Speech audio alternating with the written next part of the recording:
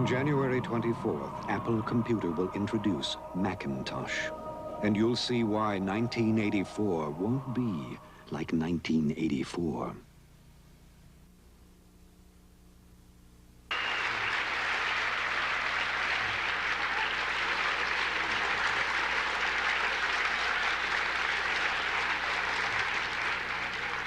There have only been 2 milestone products in our industry to date.